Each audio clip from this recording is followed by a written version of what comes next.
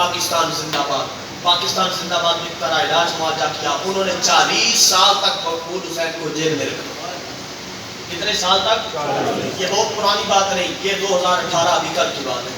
2018 کو انڈیا نے اعلان کیا کہ ہم پاکستان کے کچھ صفائی، کچھ بھائی گیر اور کچھ بچیرے چھوڑنا چاہتے ہیں، رہا کرنا چاہتے ہیں. ان سے رابطہ نمبر لیا گیا، گھر والوں کو بلایا گیا، اپنے اپنے صفائیوں کو آ کر لاہور واگا بارڈر سے ریسیو کر. جب واگا بارڈر پر انہوں نے ہمارے لوگوں کو چھوڑا، رہا کیا، سب لوگوں کے رشتہ دار، کسی کی ماں، کسی کا بھائی، کسی کا باپ، اس کو ریسیو کرنے کے لیے واگا بارڈر پر گیا. مقبول حسین بیچارہ زبان کٹا چکا، بول سکتا نہیں. گھر رابطہ کیا، پتا چلا ماں فوت ہو گئی، باپ دنیا سے چل بسا، چھوٹا بھائی تھا وہ بھی جاں بحق ہو گیا، پیچھے کوئی رشتہ دار باقی. ان الذین قالوا ربنا اللہ ثم استقاموا، جنہوں نے کہا ہمارا رب، گھر والے ختم ہو گئے، منگنیاں ٹوٹ گئی، 40 سال دشمن کے جیل میں گزار کے آیا، پھر بھی کہتا ہے ہمارا رب. بولیے ہمارا رب. ثم استقاموا، ڈٹ جاؤ. پھر اس پر کیا کرو؟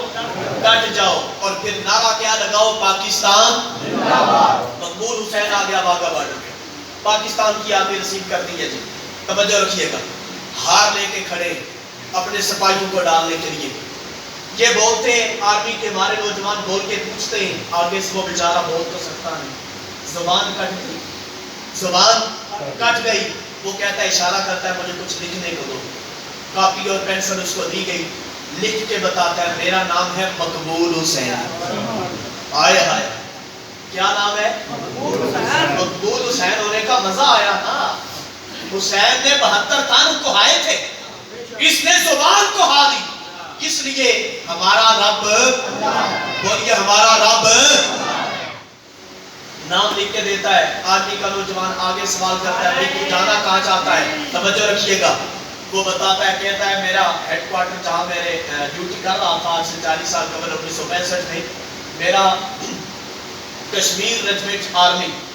وہ اپنے دفتر کا نام لکھ کے دیتا ہے. جب لکھ دیا جاتا ہے، گاڑی میں بٹھا کے کشمیر میں بھیج دیا جاتا ہے، آزاد کشمیر میں، جہاں دفتر میں پہلے وہ ڈیوٹی کر رہا تھا اپنی یونٹ میں. کہاں پہنچا؟ اس کے وقت کے جو آفیسر تھے وہ اس وقت تک فارغ ہو چکے تھے، ریٹائرڈ ہو چکے تھے. جا کر سلوٹ پیش کرتا ہے. بول تو سکتا نہیں لیکن سلوٹ پیش کرتا ہے. وہ لکھی ہوئی چٹھ، جب چٹھی وہ لکھی ہوئی پرچی آفیسر کو دی جاتی ہے، وہ 1965 کا رجسٹر نکالتا ہے. جب رجسٹر نکالا گیا اس پہ نام درج ہوتا ہے مقبول حسین. کیا نام درج ہے؟ مقبول حسین. یہ 2018 کی بات ہے، جب رہا ہو کے واپس آیا. انہوں نے نام پڑھا اور اس کو دیکھا، اس نے سلوٹ پیش کیا، اس نے لکھ کے دیا. پھر بہت تو سکتا نہیں، اس نے کہا مجھے اشارہ کیا، کہتا ہے مجھے کچھ دو لکھنے کو. پیپر دیا گیا، پینسل لکھ کے دی گئی. لکھ کے کیا دیتا ہے؟ کہتا ہے 40 سے 42 سال کا عرصہ دشمن کے جیل میں رہ کے آیا ہوں، زبان کٹا دی. کس کی خاطر؟ کس کی خاطر؟ ہمارا رب. بولیے ہمارا رب. نہیں بھائی، بڑی ڈھیلی قوم ہے. اس بیچارے نے تو زبان کٹا دی. ہم یہاں کلینوں پہ پنکھوں کے سامنے بیٹھ کے اس تازہ ماحول میں بھی نہیں کہہ سکتے ہمارا رب. ہاتھ اٹھا کر بولیے ہمارا رب. اور پاکستان لکھ کے دیتا ہے، کہتا ہے 42 سال گزار کے آیا ہوں. ظالموں نے زبان کاٹ دی. زبان کاٹنے کے بعد اپنا جو منظر لکھتا ہے، آنسو بہ رہے ہیں. کہتا ہے کہ انگلی کے ساتھ خون لگا کر، منہ سے لے کر خون جیل کی دیواروں پہ لکھ کے آیا ہوں اور بتا کے آیا ہوں، پاکستان جو اس سرزمین پر ابھرا ہے اور دنیا کے نقشے پر ابھر کے آیا ہے، یہ مٹنے کے لیے نہیں بنا، یہ قیامت تک رہنے کے لیے بن کے آیا ہے. اب بولیے پاکستان. اور اگر ایک اور جملہ لوں محبت کے ساتھ، اس پاکستان کو تحفہ شب قدر بھی کہا جاتا ہے. اس پاکستان کو تحفہ شب قدر بھی کہا جاتا ہے. پوچھے نا ذرا ان بابوں سے، ان وڈیروں سے پوچھے، ان بزرگوں سے پوچھے جن کی عمریں 70 یا 90 سال کے قریب ہے. شب قدر کی رات، رمضان المبارک کی 27ویں شب تھی. اور رات 12 بجے جب ریڈیو آن کیا تو آواز آئی کہ ریڈیو پاکستان ہے. کتنی میٹھی آواز تھی, کتنی محبت بھری آواز تھی. یہ ریڈیو پاکستان ہے. وہ مقبول حسین 2018 میں رہا ہو کے آیا. آرمی والوں نے اسے اچھے الفاظ میں سراہا اور گلدان پکڑا کر خدمت واضح کی. آخر عمر تک وہ پھر آرمی کے پاس رہا. 2019 میں شاید اس کا وصال ہو گئے, کوئی جہان پانی سے پردہ فرما گئے. تو ان کا مقصد کیا تھا؟ ہمارا رب اللہ. اور صرف یہ نہیں کہا ہمارا رب اللہ ہے, کہہ کر پھر اس پر ڈٹ گئے. محبت کے ساتھ جملہ لیجئے, پاکستان کا رہائشی مقبول حسین, کیا کہا میں نے؟ تھوڑا سا ڈالیے, بڑا محبت کا جملہ ہے. مقبول پاکستان کا رہائشی عربی زبان جانتا نہیں, بولتا نہیں, خانوادہ رسول کے ساتھ کوئی تعلق نہیں, صرف نام مقبول حسین ہے.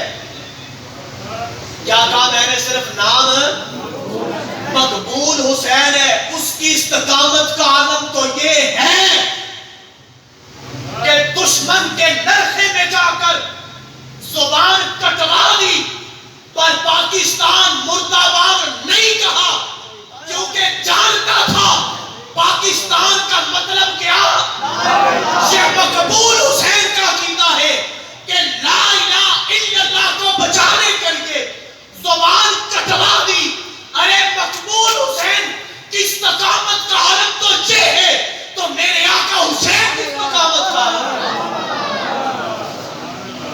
میرے آقا حسین میدان کربلا میں 72 تن کو آ کر لی, یہی نعرہ لگاتے ہیں ہمارا رب اللہ, اور اسی پر ہم نے استقامت اختیار کی.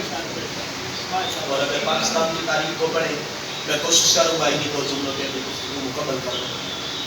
پاکستان جب باغ سے وجود میں آیا ہے تو لوگوں نے کتنی قربانی دی جانتے ہیں؟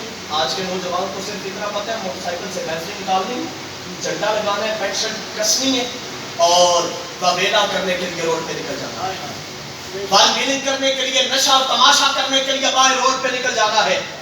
پوچھ ان بڈیروں باپوں سے جن کے سامنے لوگوں نے قربانیاں دی تھی. اور تاریخ اگر پاکستان کی پڑھ کے دیکھیں نا تو 1 لاکھ جوان عورتیں, لڑکیاں جن کی چھاتیاں کاٹ کر پھینکی گئی تھی, اور سکھ بے غیرت اس کے اوپر رقص کرتے رہے کہ آج ہم مسلمانوں سے اپنا بدلہ لے رہے ہیں. اور آج کا مسلمان پاکستانی اس کو سمجھ ہی نہیں کہ پاکستان کیسے بنا ہے.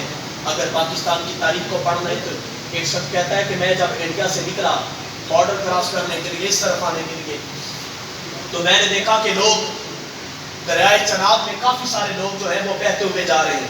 ان کے پاس سواریاں نہیں تھی, تو سفر طویل ہے, چلنے تو ہو نہیں سکتا پیدل, تو کیوں نہ ہو میں بھی ان کے ساتھ تیرتا ہوا پانی کے اوپر چلا جاؤں پاکستان میں.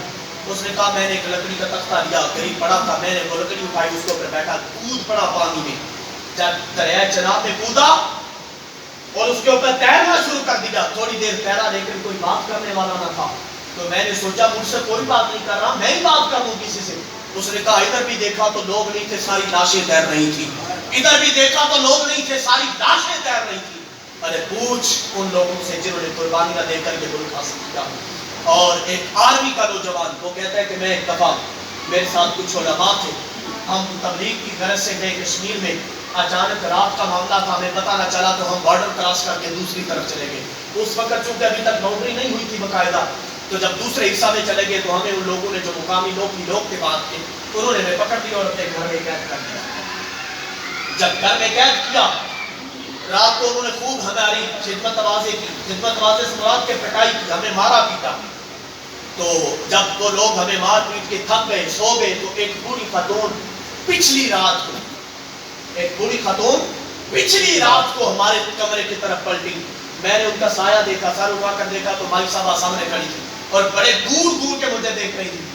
تو آرمی کا نوجوان کہتا ہے, میں نے کہا مائی صاحبہ میں نے آپ کا کیا بگاڑا ہے, آپ مجھے کیوں غصے سے دیکھ رہی ہیں.